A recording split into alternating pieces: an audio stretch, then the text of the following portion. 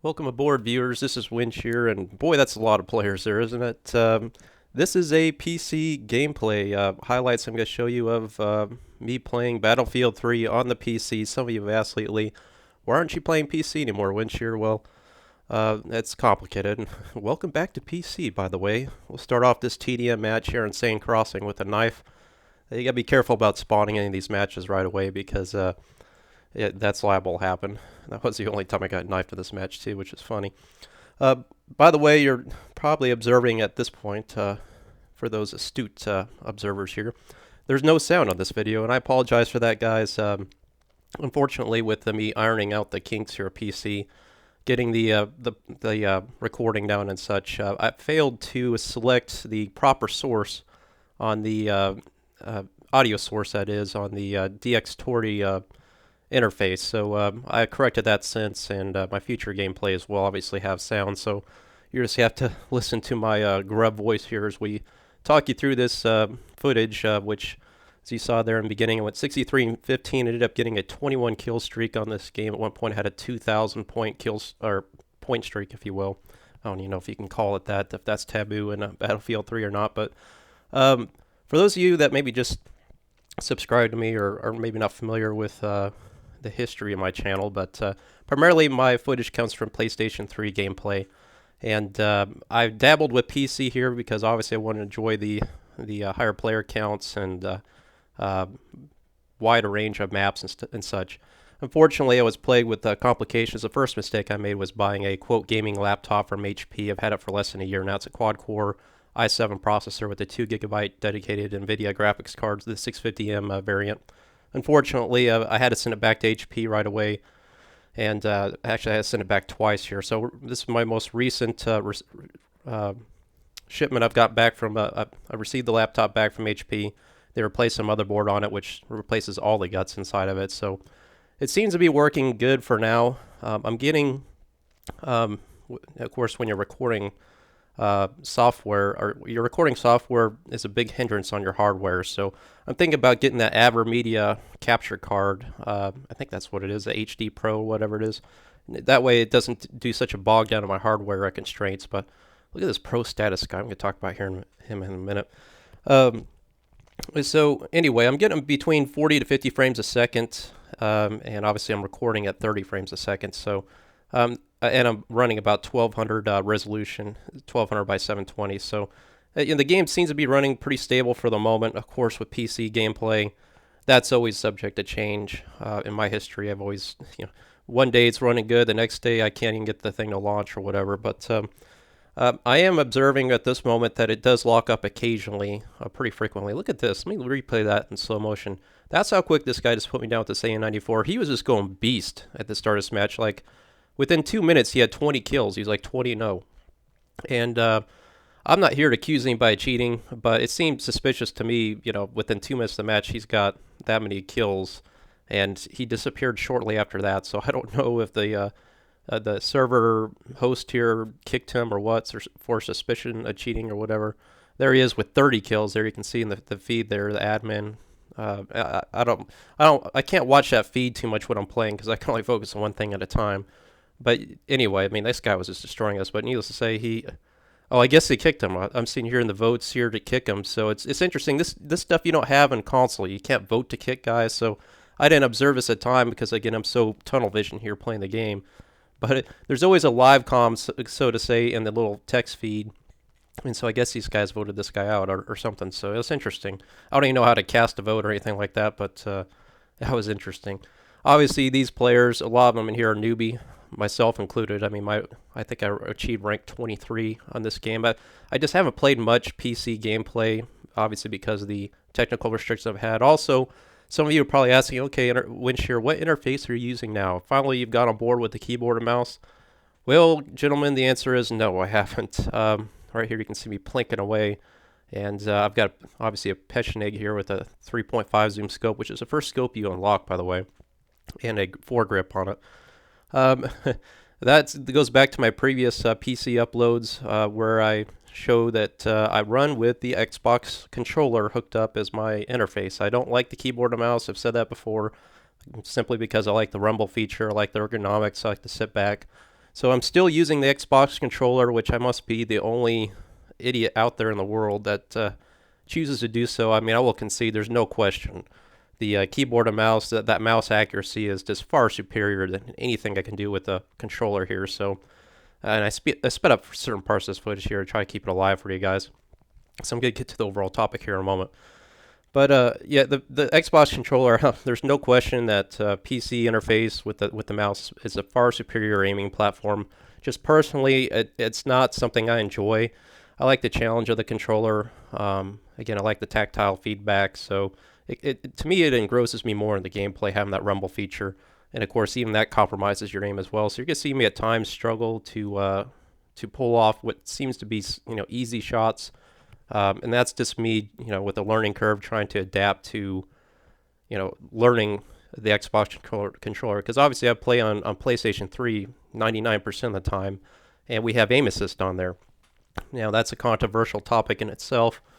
But personally, I think, I insist that you have to have some slight aim assist with controllers, just simply because they're not as accurate as your mouse type interface. So, just having that slight little draw whenever you get your reticle, within, I don't know what the exact measurement is, but once you get within a certain measurement of your target, having that thing draw up to center that really helps out a lot. And obviously on PC here, another hindrance I have, in addition to the form feel of the Xbox controller, is the lack of aim assist. And we know in Battlefield 4, for the most part, it's going to support the Xbox controller, more likely the Xbox One controller as well.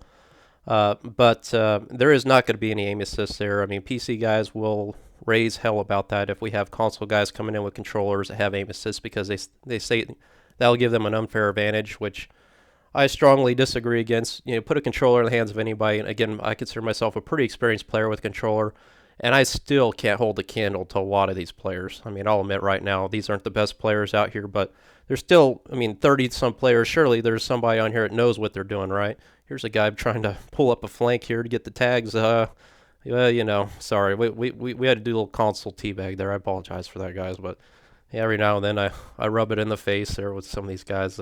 Obviously, I'm running the dice tags here.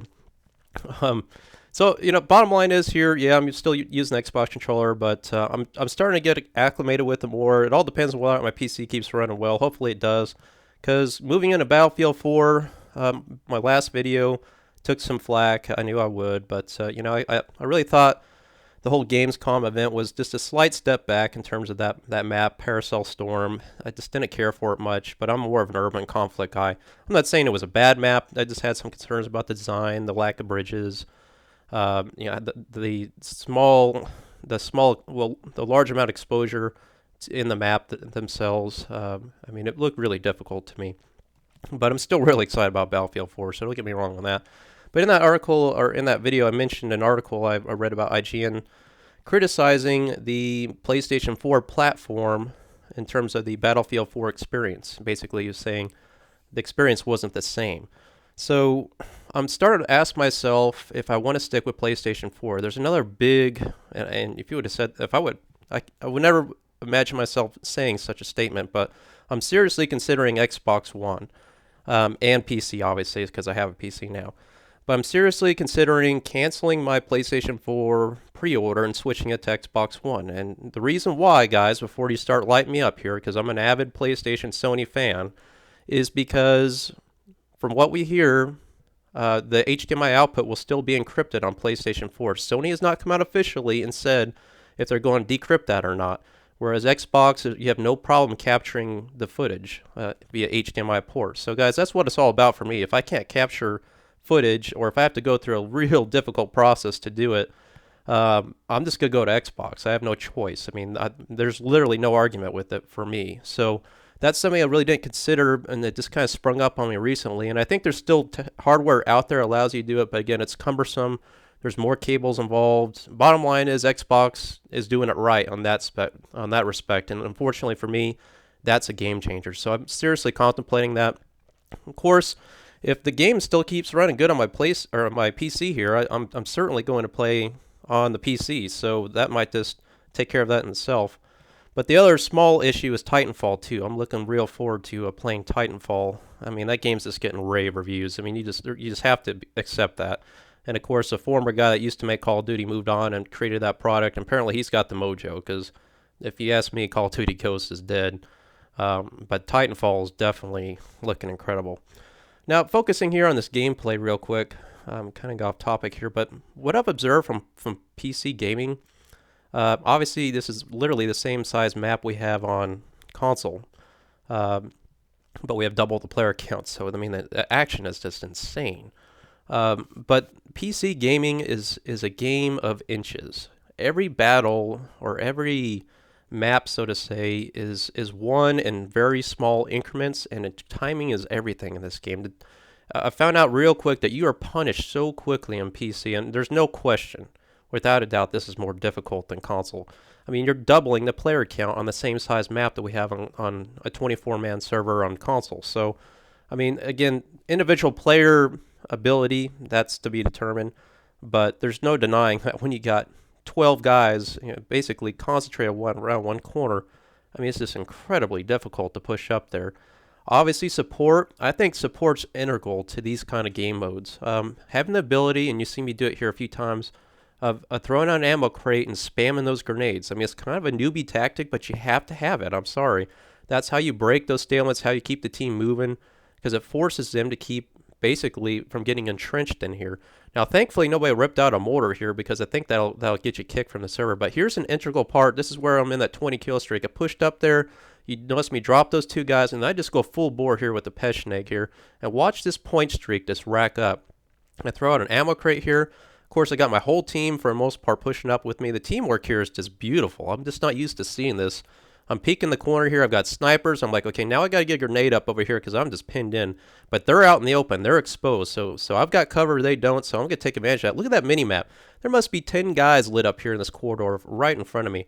Got to be smart here. Look at me. Just put it down. Now this point streak is going to go through the roof.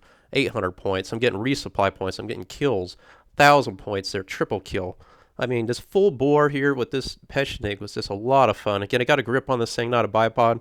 I find out that more times than not, a bipod in PC, you're just dead meat. I mean, you get sniped, you get an RPG in your face.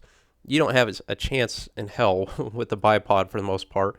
And look at this. I mean, look at these points go up here. This is where I'm like, well, support can kind of hang with Assault here on PC. Now, on console, we always laugh that support's always the handicap class or recon or engineer. Assault's always a class that makes all the points. Well, on PC, when I throw out this ammo crate here, I mean, look at this.